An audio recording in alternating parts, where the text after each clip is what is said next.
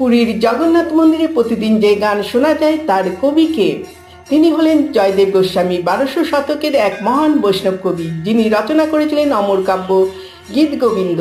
জয়দেবের জন্ম পশ্চিমবঙ্গের বীরভূম জেলার কেন্দুলিতে। তিনি ছিলেন এক বিশিষ্ট পণ্ডিত ও জগন্নাথ ভক্ত। পরে তিনি উড়িষ্যায় গিয়ে পুরীর মন্দিরে কবি হিসেবে কাজ করেন। গীতগোবিন্দ কাব্যে তিনি রাধা ও কৃষ্ণের প্রেমলীলা তুলে ধরেন ভক্তি ভরে। এই কাব্য পুরীর মন্দিরে আজও প্রতিদিন গাওয়া হয় জগন্নাথ দেবের সেবায়। প্রচলিত আছে, একবার জয়দেব একটি শ্লোক অসম্পূর্ণ রেখে স্থানে যান, ফিরে এসে দেখেন শ্লোকটি অলৌকিকভাবে সম্পূর্ণ। অনেকের বিশ্বাস স্বয়ং জগন্নাথ দেব এসে তা লিখে যান। শ্রী চৈতন্য মহাপ্রভু জয়দেবের কাব্যকে অত্যন্ত শ্রদ্ধা করতেন। তার লেখা গীতগোবিন্দ আজও ওড়িশি নৃত্য, মন্দির পূজা ও ভক্তিমূলক গানে ব্যবহৃত হয়।